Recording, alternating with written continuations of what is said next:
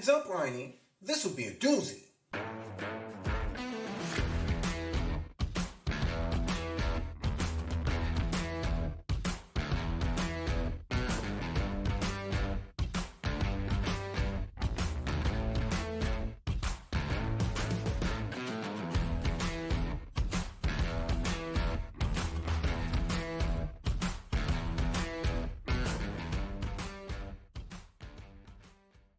Welcome back and welcome to Season 2, Episode 16 of Me and My Friend Pete.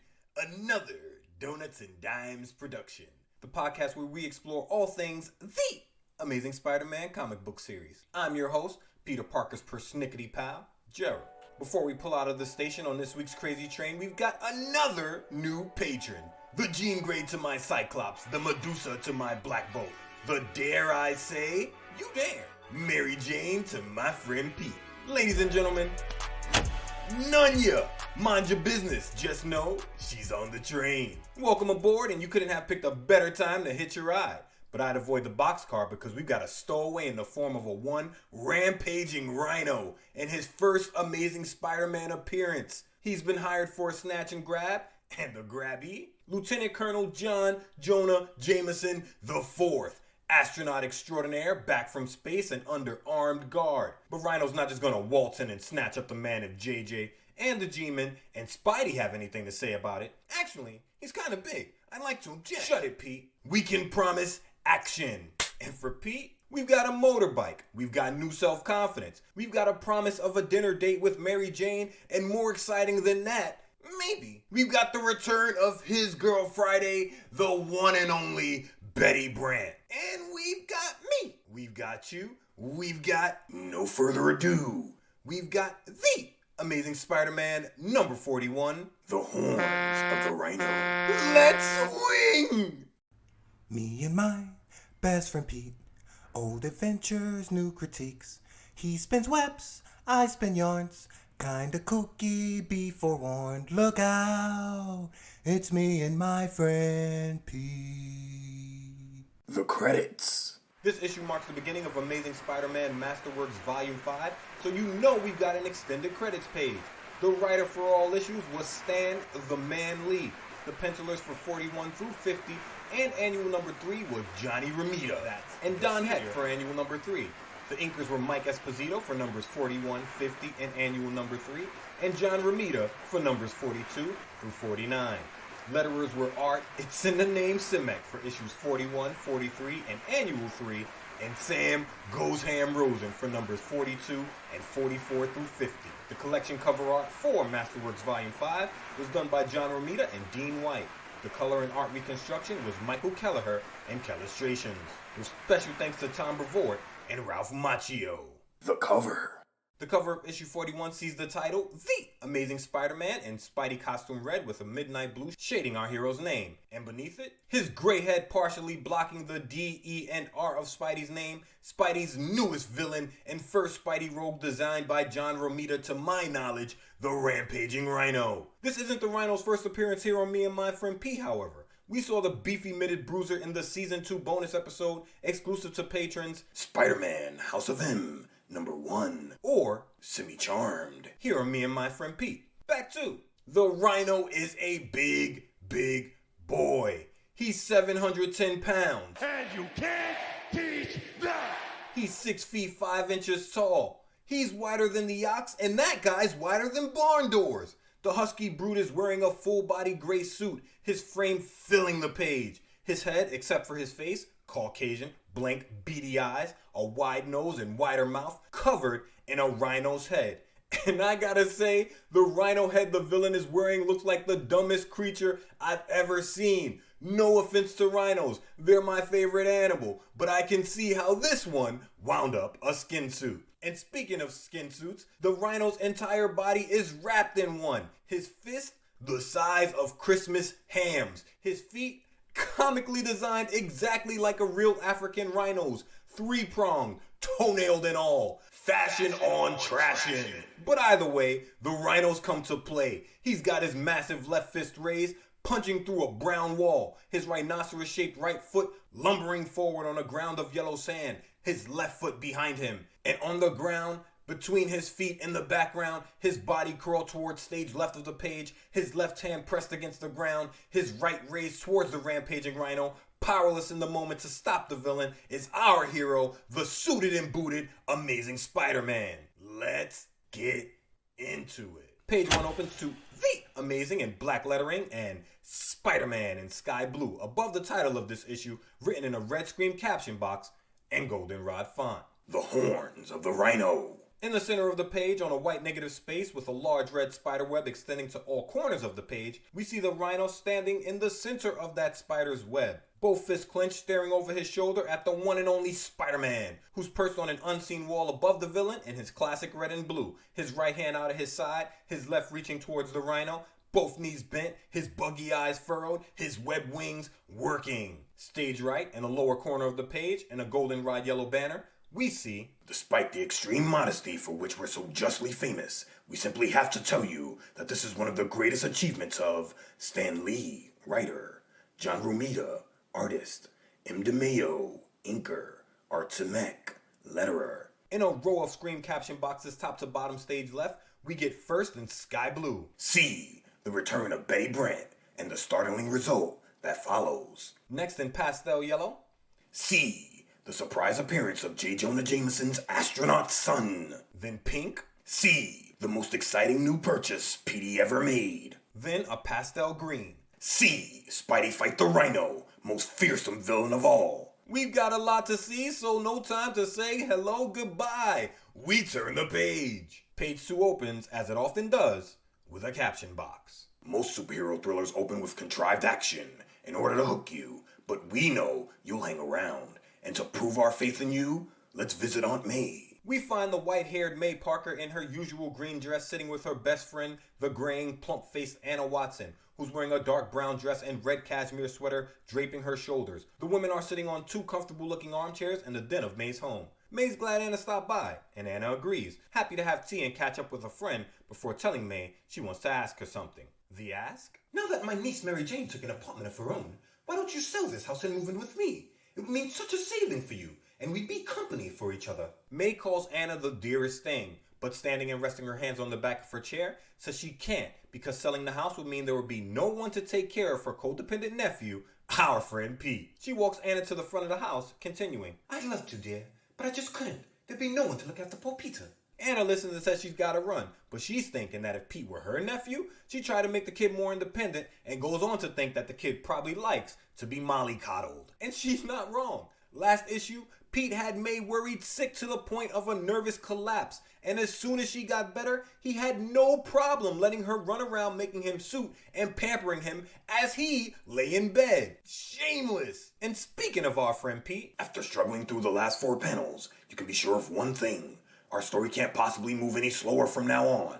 So what say we join May Parker's fragile nephew now? We find Pete on the showroom floor of a car dealership in his usual SJB suit, black tie, goldenrod vest, all smiles, talking to a brown-haired car salesman in an olive suit. Both of them cheesing up a storm as they stare at a brown motorbike with chrome detailing and handlebars. Pete's telling the man he'll take it, and the salesman says the kid's been coming in every day for a month, so he's not surprised. When Pete asks if he can finance the motorcycle, the salesman says of course, as long as Pete's approved for the bank loan. He goes on to tell Pete that the kid will need a reference. But Pete's ready. He doesn't have any credit. He barely has any money. But smiling, he replies, Oh, that won't be any problem. I've been selling photos to Jonah Jameson for years. I'm sure he'll vouch for me. And Pete, this is bad business form. To any young person listening, before you put someone down as a reference, ask them. It does not matter if you think, I wouldn't put them down if they wouldn't vouch for me. Some people do not like to be caught unawares. And some people probably don't want their name associated with you. It's probably personal, it's probably not, but it's respectful to the other person.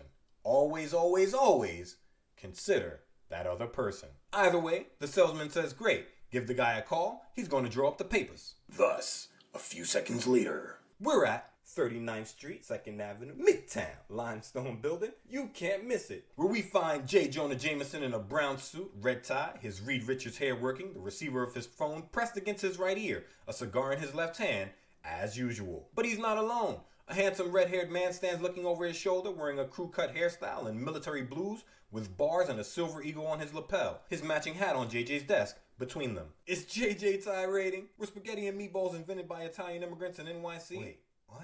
Of course he's tirading. Parker, why I believe haven't you brought me any photos this week? If you think, what?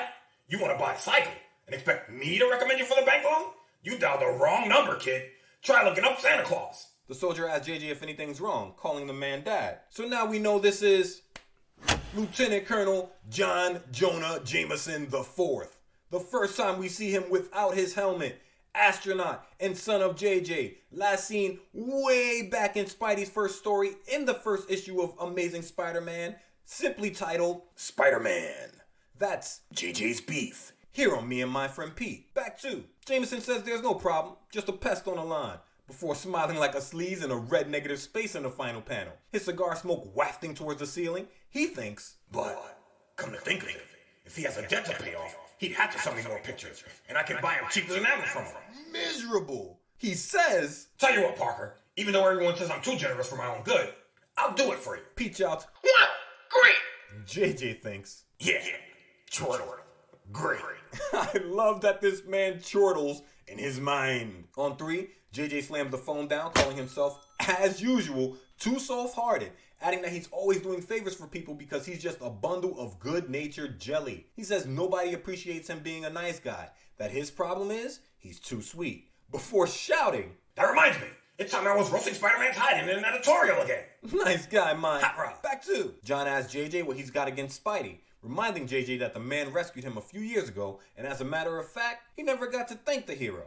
JJ says not to remind him that the guy never saved John, that John didn't need Spidey's help, and the webhead is nothing more than a glory-hogging itch. John replies that JJ's gotta be kidding, and JJ reminds him that he never kids. John's not sold though. His thoughts filling half the next panel, we see his capsule spiraling out of control towards Earth as he recalls how the capsule lost its guidance package and It began plunging to Earth, hopelessly out of control. The space agency had no way of saving me until they gave the small packet to Spider-Man, who commandeered a military jet. we see Spidey atop the fighter jet flown by the insubordinate soldier from issue 1, spraying a web line towards the capsule, shouting, This will be my first and last chance. If it doesn't work, look out below. I couldn't see the whole thing, but what happened next is history. history indeed! As Spidey grips his web line with both hands, being dragged above the Earth through the air by the capsule, shouting all he needs to do is hang on.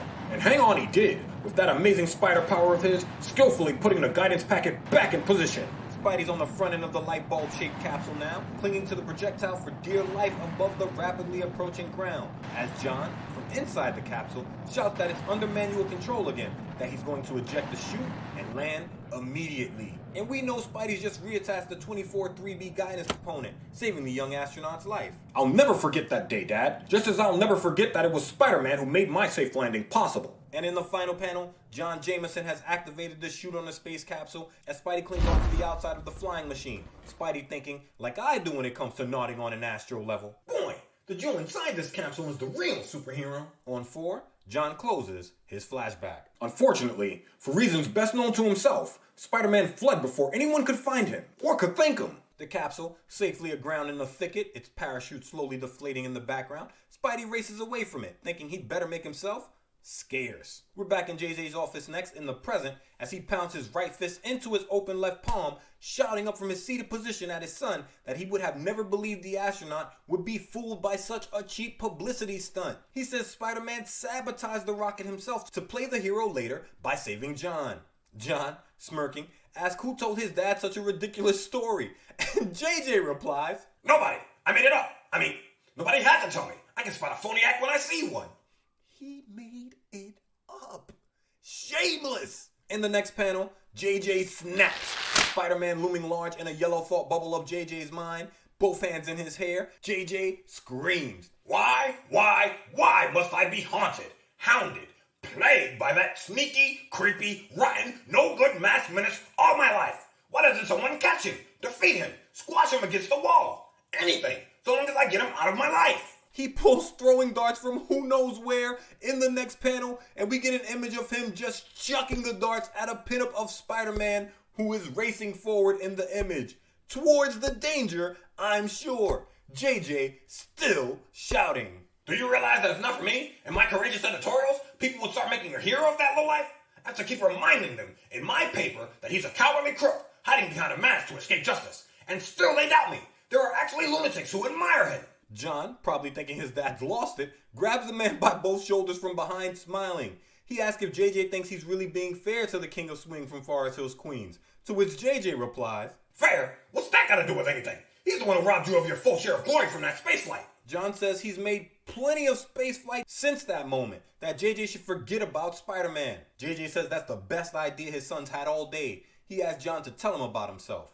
In the final panel, John in the foreground stares stage right with his head down, the smile he's been wearing all this time finally gone from his face, replaced with a look of concern, says something strange happened on his last space mission. Jonah, wide-eyed with worry, asks what the man means, that NASA didn't release any information about John's last flight. John says that they couldn't. He turns to face Jonah to open page 5, growing more serious, telling his father, they had to make sure the space spores wouldn't be harmful to Earth first. Of course, Jonah asks what we're all thinking. What space spores? And John begins his second story. Since the information has just been declassified, I can tell you now.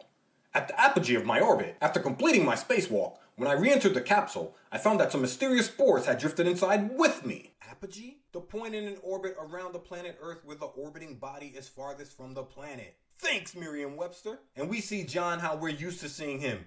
Blue space helmet on, staring out of the window of his space capsule as goldenrod dots of light dance and flicker around his face. Even after splashdown, they clung to my spacesuit, then later to my body. And we get a shot of John on a raft beside his capsule, waving down a whirly-bird that's come to rescue him. John cannot get out of space without something wild happening to him, apparently. Because next, I was subjected to intensive tests for days, and everything appeared to check out a-okay. The spores themselves grew weaker and weaker, and finally just faded away. We find him in a laboratory, a yellow cord wrapping his upper chest with wires snaking up towards a black metallic band around his head. He's staring straight ahead as an astronaut in dress blues and 2 scientists look on, the younger of the scientists taking notes. The young scientist says John can be released now. The older says still, the effect of the spores may present themselves later, so John's gonna have to be under guard for at least 6 months. The astronaut in the room, undoubtedly his superior, says there's no other option because certain nations behind the Iron Curtain would give anything to examine him. The Iron Curtain being the nations of Poland, East Germany, Czechoslovakia, Hungary, Romania, Bulgaria, Albania, and the USSR during the Cold War in which this comic takes place. Back to! From that moment on, I've been under continual surveillance.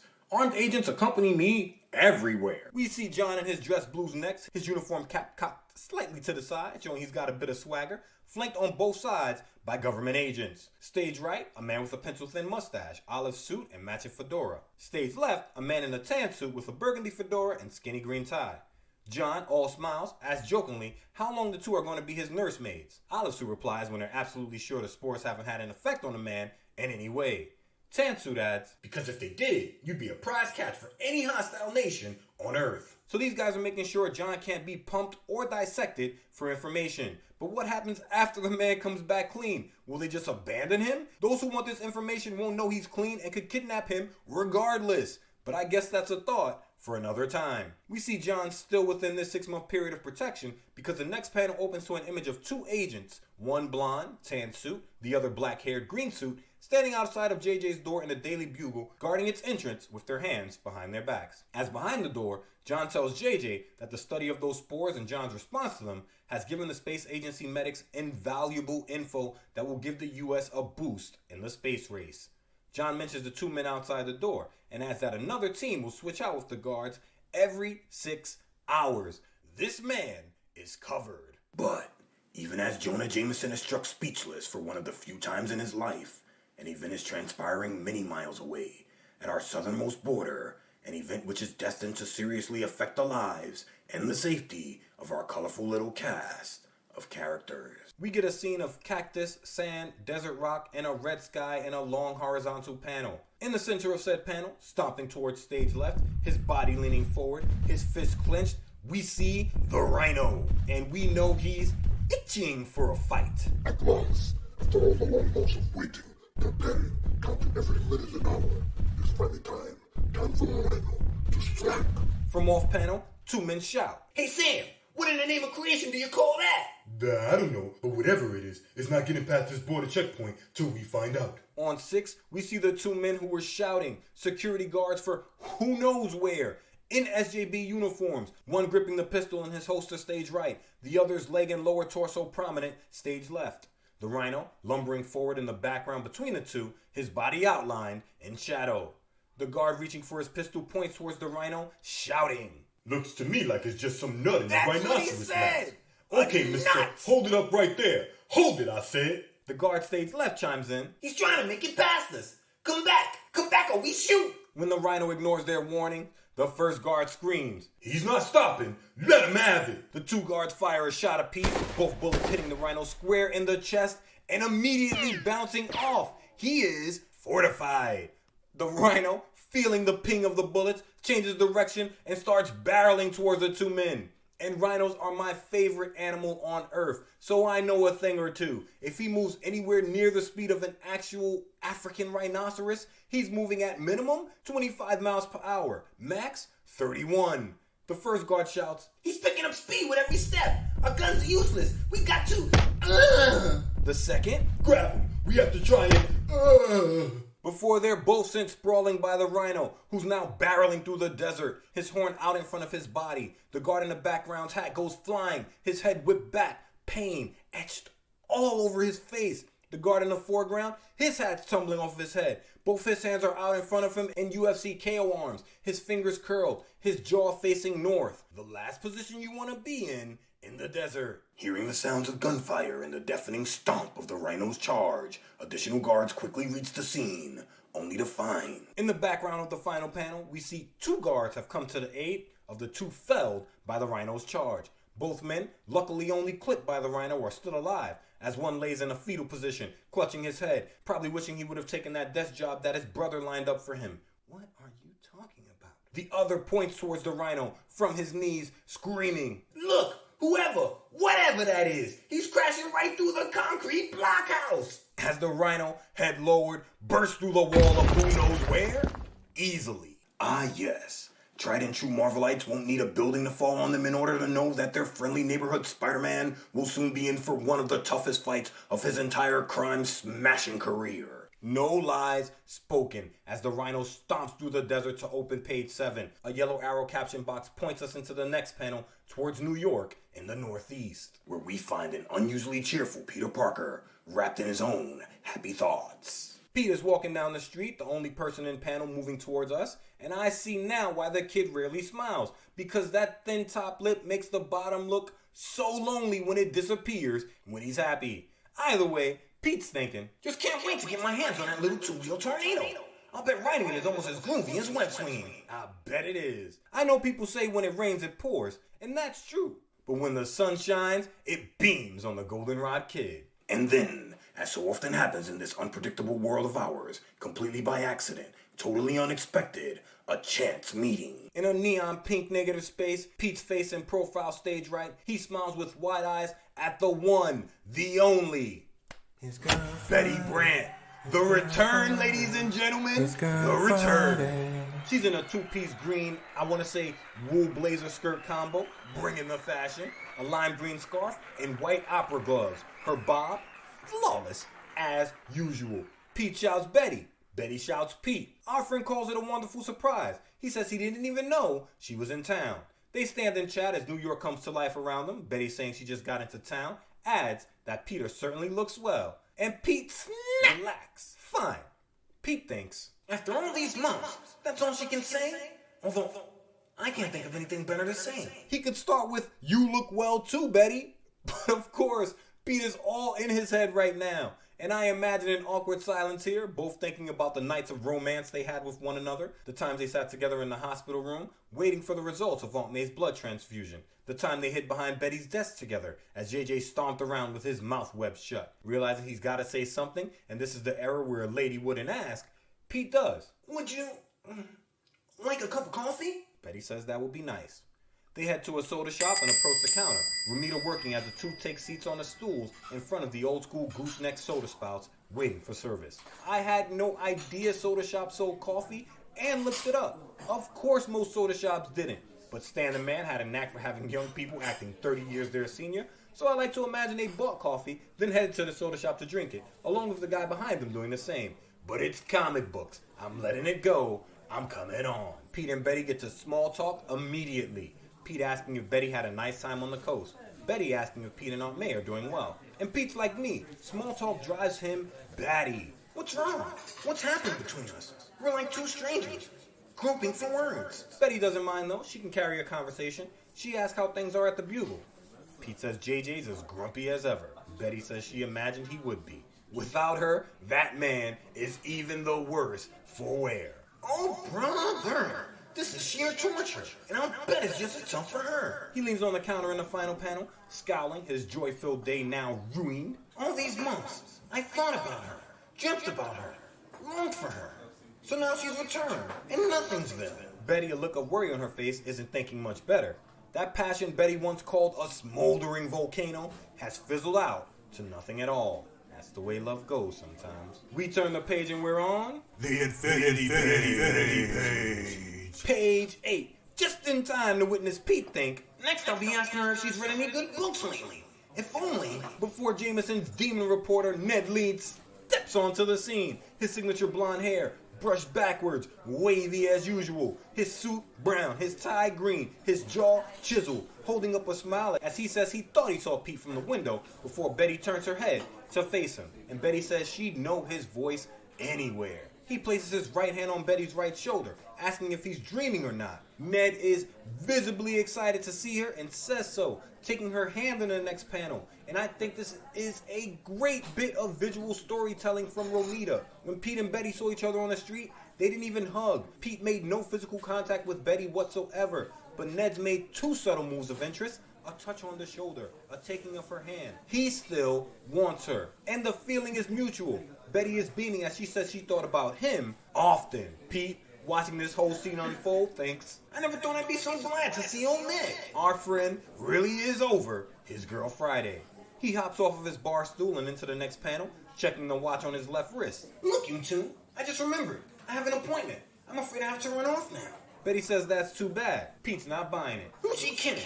Betty's as glad to see me go as I am for the chance to escape. Translation? Don't piss in my water and tell me it's lemonade. Wait, what? Back 2. 3 exit the soda shop together in a beautiful long horizontal. Pete a step ahead of Betty and Ned, stage right. Again, Romita's working. He's got a building behind them drawn in 2-point perspective. A guy in an olive fedora walking behind them east to west as they're walking north to south. Even the shoulder of a person stage right in a tweed blazer. Everything about this image makes it come alive and feel like a busy New York street. Pete waves at the two thinking, Once, I thought I couldn't live without her.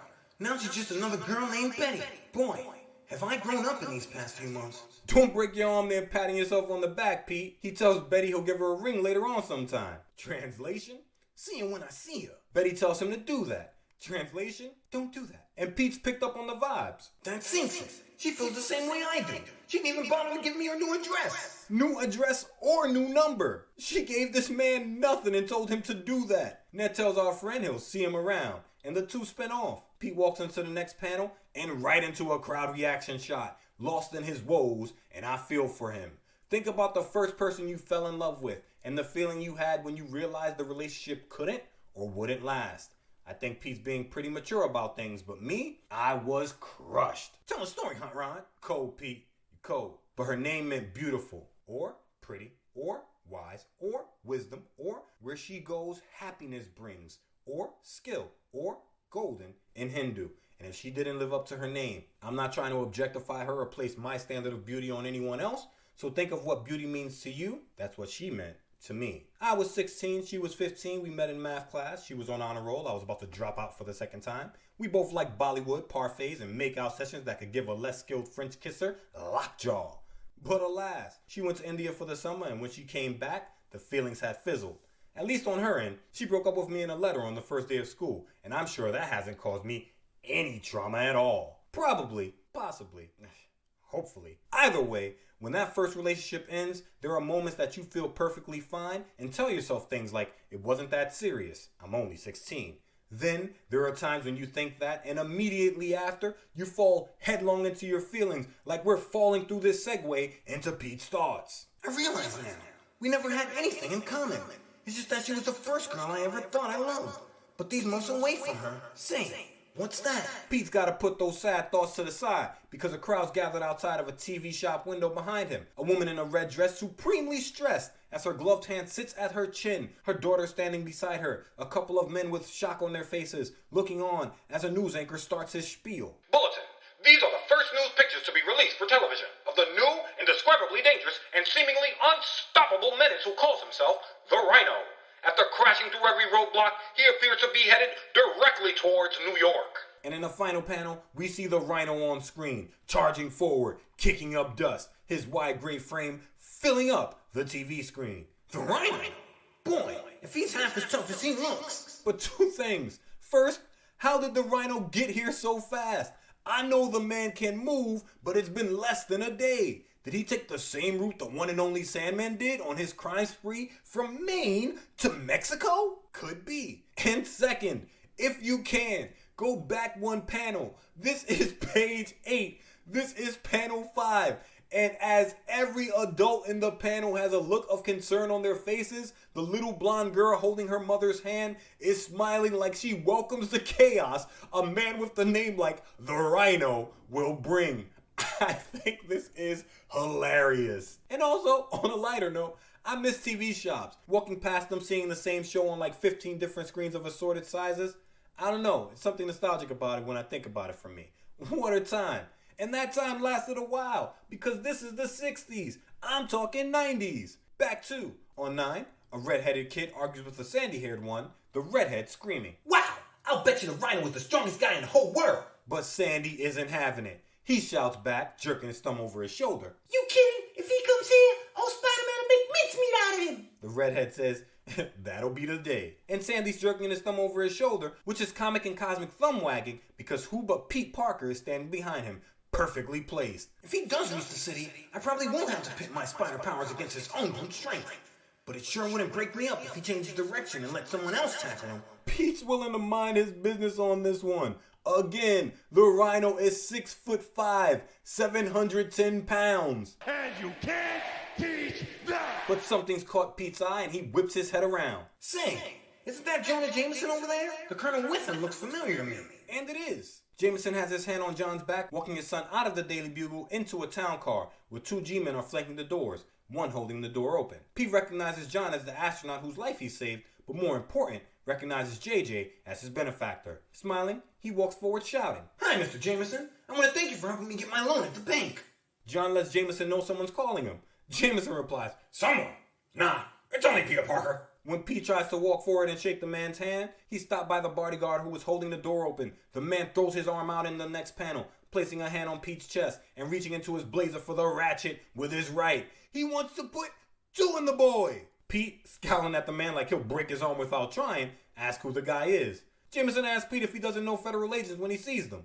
But to be fair, Pete probably doesn't. The kid's only ever had dealings with military men and police officers. If I saw a military man walking down the street with badges on his chest, I would not readily know their rank. Pete knew that John Jameson was a colonel just from looking at his badges, so the kid picks up on the world when he is inclined to deal with it. Either way, John dives into the backseat of the car, and as the car peels away from the curb, Jameson tells Pete that with his son being an astronaut, his safety is vital to the country. Pete says, like everyone else, he's watched John Jameson in orbit on TV, and that JJ must be awfully proud. JJ says thanks. Really? No, he goes tirading. You're playing right on proud. He's a real hero, not like that phony fraud Spider-Man. Oh boy, I better change the subject. And does, quick in the final panel. Anyway, Mr. Jameson, I appreciate your vouching for me at the bank.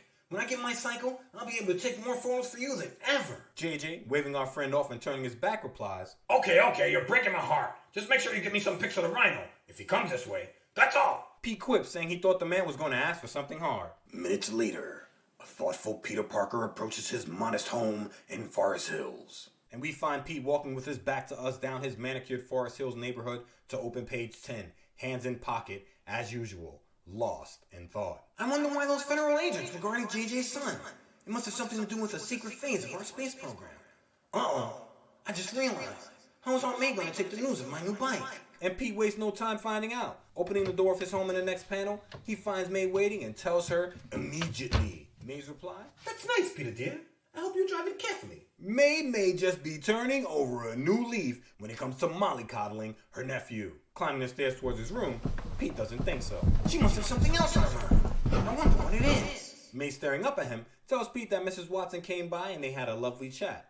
When Pete asks about what, May starts to tell him about their convo regarding the two elders moving in together, but stops herself with a pshaw, saying it was just woman talk, nothing that would interest Pete. Pete knows she's hiding something, but won't press. In his room in the next panel, he hangs up his blazer in front of the closet, his Spidey costume hanging on a hook there. Not a damn given about how reckless he is with that secret identity. May has already found his costume once in their house, so we know that she's about as snoopy as Reed Richards. But Pete will not learn that lesson. Pete's in his head thinking whatever May wants to tell him, she will when she's ready, before continuing his thoughts. Gee, now that I'm not a kid any longer, how I'd love to have my own apartment. But how can I leave Aunt May all alone?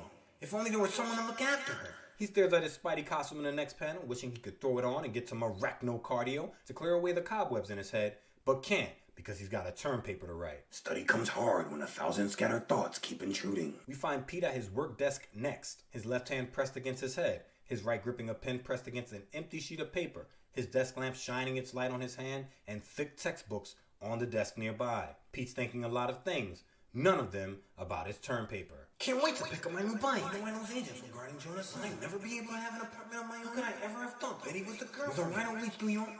And what's he after?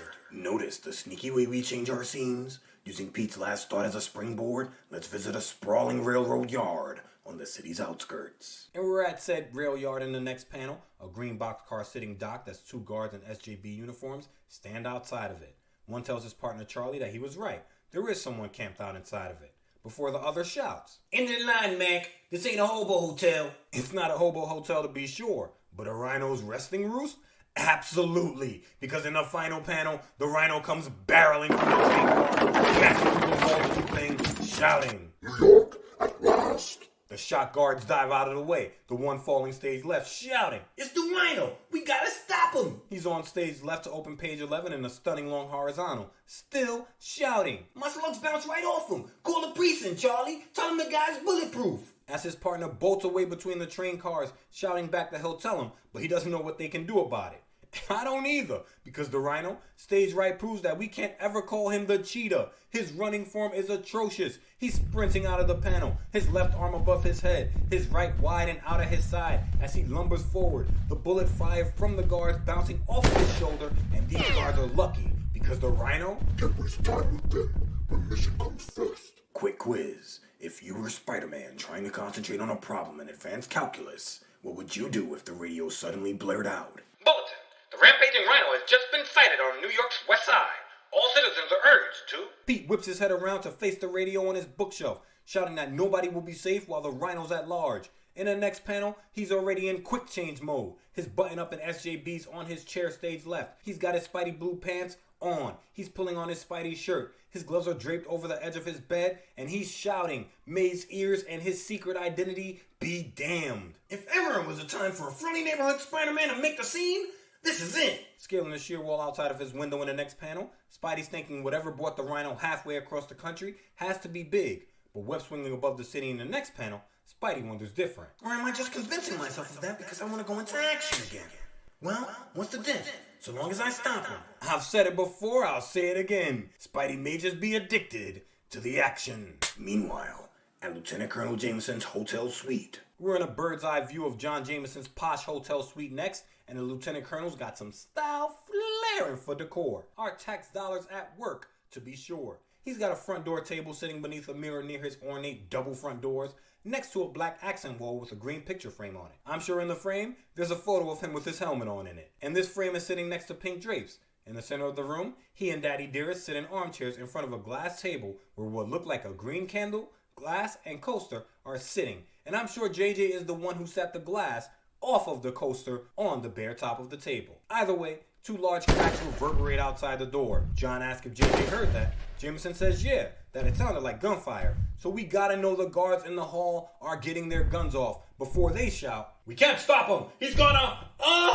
Colonel Jameson, look out! It's the... Ooh! But it's no use, because in the final panel, as father and son stare at the door with wide eyes, there's a large stomp that I'm sure shakes the items on the glass table. Jameson shouts, Great Caesar's ghost! What's going on out there? John. Take cover, Dad. This could be serious. A moment before the Rhino comes crashing through the double doors of the suite, both fists raised, and we got... Be patient.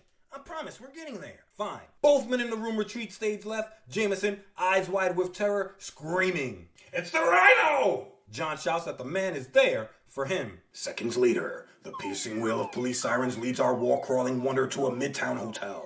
We find Spidey clinging to a sheer wall with his left hand and both feet, facing us as he watches the squad cars beneath him converging across the street. Hoping he's not too late, he bounds over the gutter between panels and perches on the sheer wall outside of John's suite, peering upside down through the window. Spotting JJ, he knows he's in the right place. Inside, Jameson, for once, is reasonably irate, tearing into the G-Man, his arms waving. I don't care if he is bulletproof. He took my son. The guard in the olive suit, nursing his shoulder, tells Jameson to be easy, that the Rhino won't get away, that they're throwing a cordon around the entire city. Cordon? A line of troops or a military post enclosing an area to prevent passage. Thanks, Merriam-Webster. The guard in the green suit has already picked up the phone and dialed Washington. But that doesn't change anything. We've got a good old-fashioned kidnapping on our hands. And Spidey's on the move, both hands gripping a web line in the next panel. He speeds above the city thinking. That's all I need to know. The Rhino was after Jameson's son. That's why the guards. He can't have gotten far. With luck, I'll spot him from up here. Or maybe I'll be luckier if I don't spot him. Spidey really doesn't want to go one-on-one with the Rhino. But real heroes put themselves between the people and the danger, and make no mistake, the King of Swing is a real hero. In no time. And the final panel, Spidey spotted the Rhino stomping along a sidewalk with John slung over his shoulder like a sack of weightless potatoes. With a final thought, there he is, carrying Colonel Jameson as though he's weightless. He'll be gone by the time the police can hear. So it's up to old Spidey again. Spidey leaps onto the shoulders of the Rhino to open page 13, shouting, well, here goes nothing. And we got, you can say it, action. John slides off of the Rhino's shoulder in the next panel, still unconscious, as the horn-faced bruiser throws a double-fisted overhead strike, falling towards the ground, connecting with Spidey's head and chest. Spidey rolls off of the bruiser and pushes himself from the floor, burying his face in his right hand, bracing on the wall of the next panel, trying to collect himself. Brother, he not only looks like a Rhino, I feel like I've just been butted by one. That's a big boy, Spidey. You better get ready, because he's coming again. The Rhino shouts that Spidey's a fool, that this wasn't his fight, but he brought it on himself before lowering his head and barreling towards the golden liability. But Spidey, agility on best ever, leaps out of the way. Just in time, too, because the Rhino's head smashes through the brick wall where Spidey was just standing, horn first. Spidey looks on in shock in the next panel as the Rhino pulls his head from the brick wall, thinking the man isn't even hurt. He's only gotten angrier before shouting. Now look, hardhead, you can't run around putting holes in walls that way. Think how drafty you're making it for the people inside. The Rhino, the usual dull expression on his face replaced with anger, tells Spidey he's gonna make our hero drafty. He's gonna try to put an extra hole in the boy. Spidey goes with an age-old classic. Has anyone ever told you you're antisocial? Before thinking that John is safe, now he can cut loose. And he does. In the final panel, he throws a right cross that connects with the Rhino's chin, shouting. In case you didn't know, I'm not exactly a 97-pound weakling myself. And he's not. I mean, for all the good it does him, the Rhino jerks back but doesn't lose his footing, forcing Spidey to think, maybe I am. He didn't seem to feel it. On 14, Spidey gripping his right wrist with his left hand, jagged lines all around his fist letting us know he's in pain, stands in front of an old school telephone booth as the Rhino talks his smack. When bullets can't hurt me, did you think your puny blow would have any effect? Spidey's not convinced. He says, yeah, he did. Thinking, it darn near broke my hand. The Rhino advances again, throwing a right of his own that Spidey leaps over, landing deftly on his tiptoes of a nearby sheer wall, arms wide, web wings stretched beneath them, and you know Spidey's gotta milk this guy for information. Look, Rhiney, your strength can never match my spider speed, so why don't we talk things over? For starters, how about telling me what you want with Colonel Jameson? Rhino says he doesn't want anything with Jameson, that there are countries who do though, and they'll pay a fortune for the young astronaut. Short and sweet, no mighty monologue. Rhino keeps it simple. I came to kidnap, and barring that, I came to fight. Spidey shouts that he knew it had something to do with the space race before the Rhino, with the beefiest left hand I've ever seen, slaps Spidey across the face so hard the hero falls from the wall, realizing the Rampaging Rhino is faster than he thought. Shouting that Spidey's speed won't save him, the Rhino tries to lower the boom, leaping towards our hero with a hammer fist in the next panel. But you know what the agility is on. Spidey hits the floor and slides beneath the leaping Rhino, shouting, Does your costume itch? Something must be making you so irritable. as the brute's beefy fist cracked through the concrete where Spidey should have been. I imagine the Rhino spins around in the gutter between panels as Spidey does a spin-a-rooney, his right foot connecting with the Rhino's chest, sending the man lumbering backwards where he smashes into a light post, denting it, but Spidey's taking lumps with every blow he connects. I wonder if he was bitten by a radioactive Sherman tank. Paraphrase from Wikipedia. The M4 Sherman tank was the most widely used tank by the Western Allies during World War II, named by the British after General William Tecumseh Sherman, one of the greatest generals of the American Civil War. And if these guys aren't going to war. The Rhino shrugs off the blow and the impact and barrels towards Spidey again in the final panel. Our hero now back in front of that green telephone booth, still quipping. For crying out loud, what does it take to stop you? You forgive me if I don't wait for an answer. But Spidey's no fool. He knows he can't face a charge and has gotta move. And move he does, as only Spidey can. On page 15, in this, our Panel of the week.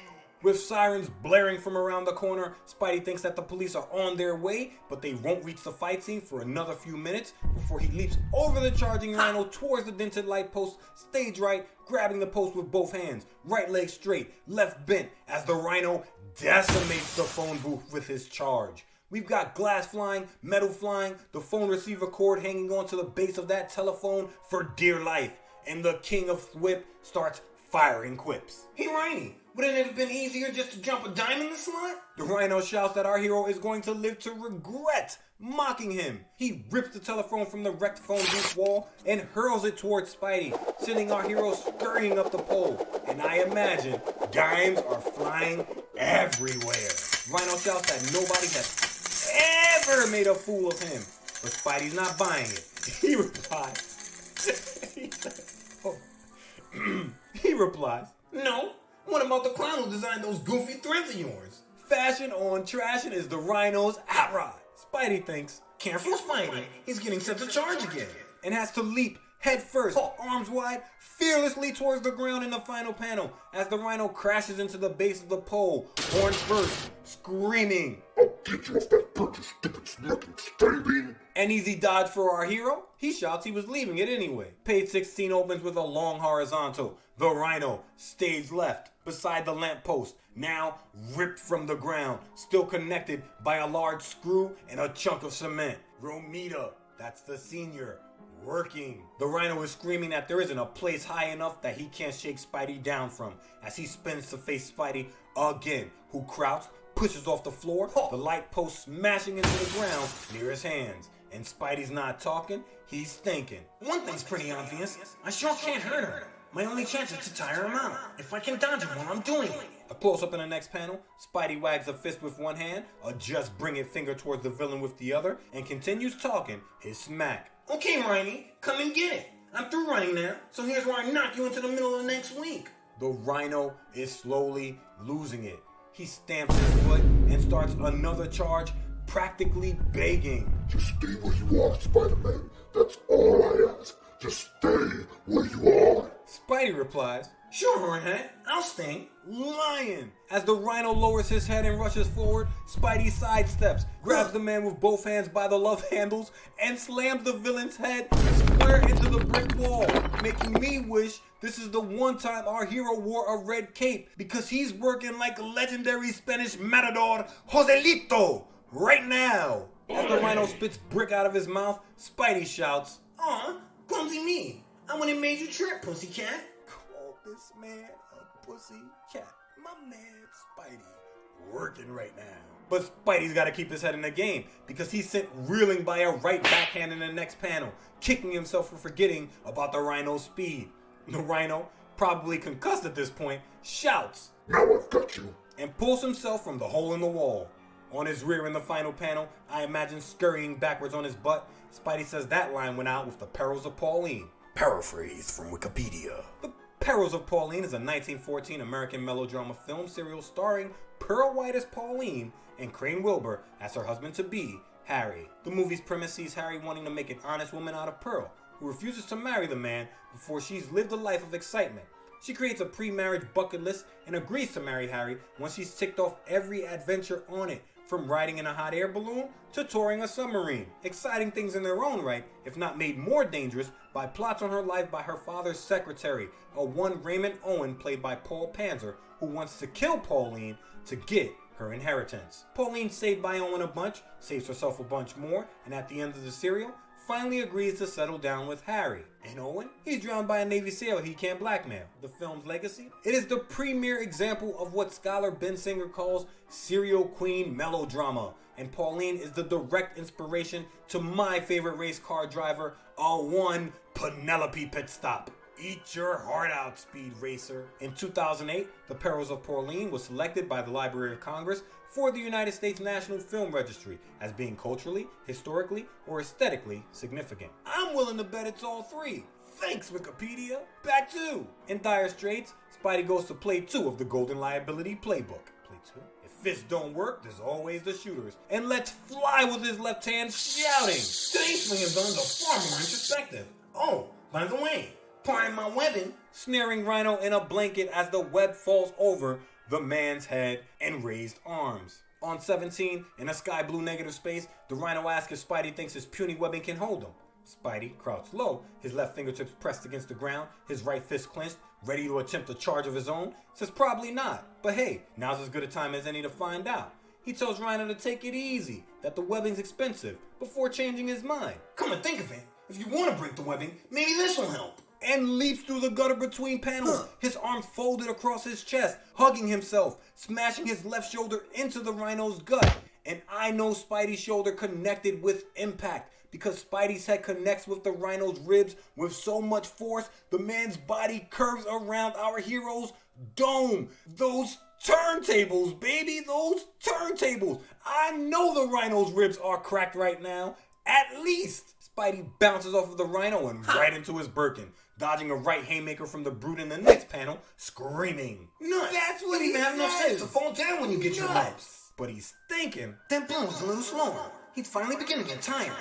I hope. And the Rhino's got a bee in his bonnet. All I want to do is smash you once. Just once. He raises his right foot and stomps a hole in the concrete as Spidey gets low and gets dodgy. His left leg straight, left hand pressed on the ground, arms straight. He bends his right foot and yanks his right hand towards the sky, away from the Rhino's thick booty, screaming.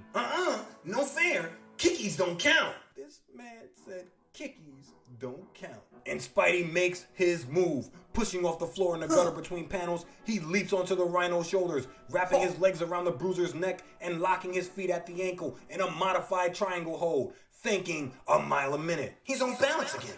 This is my chance. I've got to find out. Is he a human powerhouse wearing a nutty costume? That's or is he what just he some thinks. ordinary Joe who gets his power from those duds? Before shouting, Heads up, Rhino.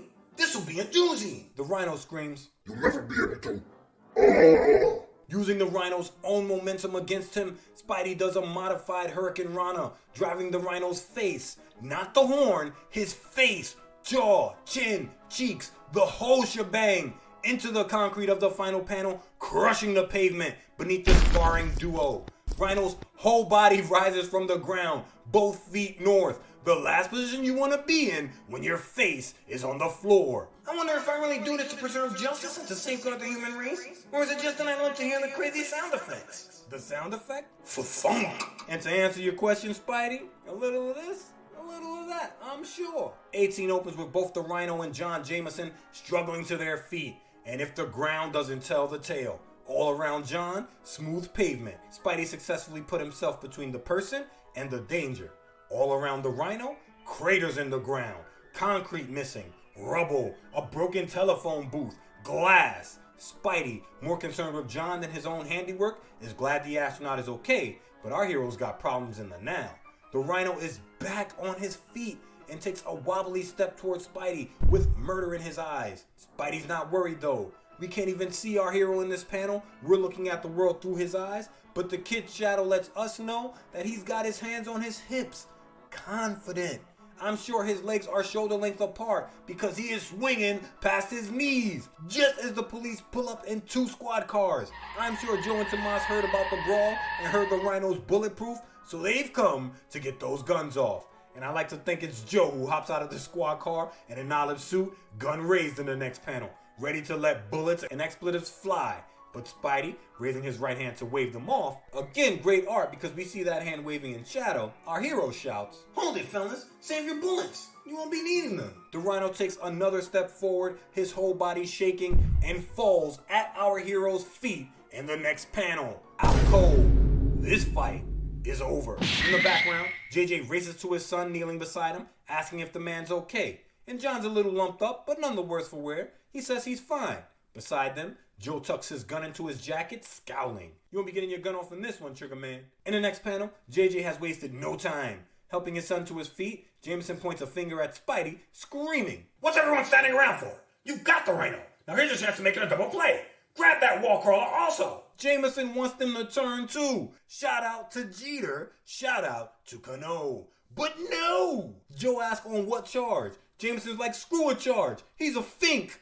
Called this man a fink. Translation, an unpleasant or contemptible person, or a person who informs on people to the authorities. Jameson called our hero, who's now saved his son's life twice, a magoon and a rat. Spidey, waving a dismissive hand, replies, It takes one to know one, mister. and Jameson, the Prince of Privilege, shouts that he's gonna sue Spidey for slander, but it has to be a lie to be slander. If Big Mouth spouts off long enough, he'll convince him I'm a one-man crime wave, so I better cut out now. He leaps over JJ's head and onto the sheer wall of the building behind them, staring down at the scene now. The Rhino, face down, out cold. Joe kneeling beside him, his gun back in his hand like he's ready to shoot the villain in the face if the man gets froggy. JJ shouting up at our hero, both arms raised. And John, his hands on JJ's shoulders, probably reminding his dad that Spidey saved the day and his life again. But there's one thing really worrying me. How are they going to keep the Rhino in jail after they get him there? And that's a solid thought. But we already know in the 616 universe, Spidey's villains never get more than 6 months in the slammer anyway. Less for good behavior. Either way, we find the Rhino being carted off on a stretcher in the final panel, Joe watching the paramedics work, his gun still drawn on the villain. It's amazing.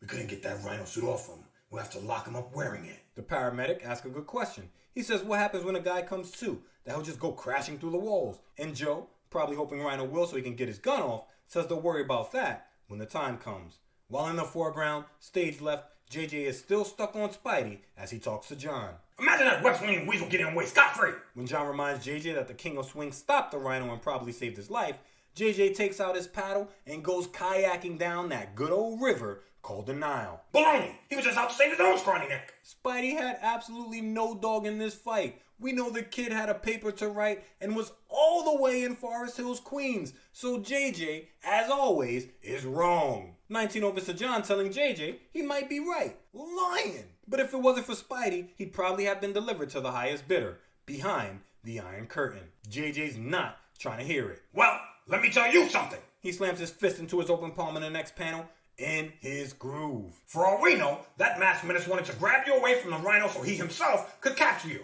I don't trust any so-called superheroes, and least of all, that blankety-blank web-chewing creep. John's like, Dad, chill, you're gonna pop a blood vessel, think of your blood pressure. JJ shouts that he wishes he could prove Spidey's no good. John, over this childish outburst, tells us that he's gotta get back to the Cape and hope JJ can calm down and forget about Spider-Man. And JJ's back in his kayak. Spider-Man?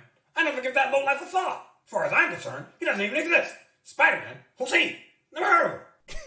JJ's now in full-on breaststroke in that river. Meanwhile, Spidey scaling a sheer wall, lost in thought. I can't stop worrying about the Rhino. We know so little about him. If only I knew his origin, how he got his power, and if he has any weaknesses. Next time, he'll be a lot harder for me to handle. Maybe if I study the photos I took. But slapping himself in the forehead, Spidey realizes a major blunder. Oh no! I forgot to set my automatic camera. That means no pics. And that means no donuts, no dimes. But our hero's chagrin vanishes the next day as he takes possession of his new cycle. And their caption tells no lies as we watch Pete in his Goldenrod Kid outfit on his new motorbike racing away from the dealership as a Mr. Kraft waves him off, telling him to enjoy it. And Pete does. Racing away towards Empire State University in the gutter between panels, he pulls up to stop in front of the college cool kids. That's Harry Osborn in his green suit, black vest, bow tie, waves on swim. That's Flash, fashion on Trash and Thompson, in a brown suit, black tie, hair is golden as the sun. And that's the one and only Gwen Stacy, gripping a yellow textbook, wearing a black, form-fitting, sleeveless, knee-length dress, her platinum blonde hair flowing to her shoulders and curled at the ends, with clips pinning her bangs up to keep the hair out of her high cheekboned beauty of a face. She is style flaring and keeping it simple at the same damn time. Pete's thinking, And last, I can get somewhere in a hurry without having to switch to my Spider-Man identity. before Harry shouts for the group to look at him. Flash, salt spilling out of his mouth all over the ground, says maybe Pete's turning human, as Gwen tells our friend to hold up. And Pete's feeling himself. Oh, my little cheering section. He hops off the bike, leaving Harry and Flash to mire it, as my weightlifting friends would say, and walks over to the side with Gwen, asking her if she likes it. Gwen says it's a knockout. Pete thinks, Just like you are, Gwendolyn. Was I ever so wrapped up in Betty that I couldn't see this living pinup under my nose? oh, that fickle heart has found a new flutter for a nutter. In the final panel, Gwen tells Pete she didn't think of him as the motorcycle type, and Pete doesn't know how to take this, thinking Gwen looks disappointed. And if you recall, Pete was horrified of Gwen thinking he was just some nerd. His biggest fear, despite all his battles with supervillains, despite the countless times he's risked his life, is being unable to reinvent himself. But he has no idea that Gwen has a crush on him, partly because he's a heartthrob, but mainly because the kid has an egghead on par with, well, Dr. Elias Starr. Who? Egghead. Oh, right. But if Pete's frustrated by this, he doesn't let on. Cool as old Blue Eyes from Jersey in a fedora, he walks away from the gang on 20, smiling over his shoulder. Lady, there's a lot you don't know about me, but stick around. I'm planning to educate you. When Gwen asks what's gotten into the Goldenrod Kid, he says maybe the real him is beginning to shine through. And maybe it is. The confidence Pete's gained as Spider-Man is starting to bleed into his Peter Parker personality, and I love it. I'm from the Bronx, the real Gotham City. So you know Batman is one of my guys, and one of my favorite things about The Dark Knight is his ability to portray his Bruce Wayne self as charming, confident, and charismatic, but in reality, that's not who he is at all. That's an act. I love Pete for the exact opposite reason. It has always been hard for me to believe that anyone who knows Spider-Man and Peter Parker as separate entities, and it's a lot of people as his history unfolds, can't tell that the two men are one person. Spidey is not an act. Pete is not an act. The only difference between the two is whether the mask is on or off. His successes as a superhero has given Pete a huge amount of confidence, despite his hard knocks and moments of self-doubt. And we're starting to see that bleed between his two lives begin. You're pontificating. Back to. Either way, Pete is a horn dog in this moment. Despite his cool exterior, he's damn near transformed into the howling wolf in his mind. Those eyes, those lips. She's too much. Flash, grimacing in the next panel, asks what's gotten into Mr. Bookworm. Gwen, turning to leave smile, saying, Whatever it is, Flash, why don't you get friendly with him? Maybe some of it will rub off on you. Before thinking, The way Pete looked at me, like he was seeing me for the first time. yeah, girl, Vision 20 Gwenny now. In the next panel, Pete's pulling up to the front porch of his Forest Hills home as Anna and Queen May look on. May's in a royal purple dress, a white apron over it, and is wearing her usual red, a lavender cashmere sweater draping her shoulders. Anna says that must be the new motorcycle Pete's bought for himself. May goes mommy mode immediately, saying she hopes riding in the open air won't affect her nephew's sinuses. Pete says hi, parks the bike and hops off. Standing next to May in the next panel, he asks, There it is. Isn't she a beaut? May says yeah, it's a real pussy willow. Anna's like, come on May, get hip with the times. The kids are saying pussycat now. May caresses Pete's cheek, saying he knows what she meant and that he's been a great kid, so she's glad he cheated himself. Pete, beaming at his aunt, replies, Thanks, Aunt May. You're a real pussy willow. Anna says the woman may have just started something. Before telling the two she's gotta run, but tells May not to forget. Both May and Pete are coming over to her place for dinner on Sunday night. May says she hasn't forgotten, that she's anxious for Pete to meet Mary Jane. Pete thinks, uh-oh. And if you recall, Pete's been dodging this meeting since May first mentioned her way back in ASM number 15. That's Craven the Hunter, or the most dangerous game. here on Me and My Friend Pete. Back 2. May-Nose Pete has been shucking and jiving on the subject. She wabs a finger at her nephew in the next panel, telling him that Mary Jane's been waiting to meet the kid for months, so he's going to be there with no excuses.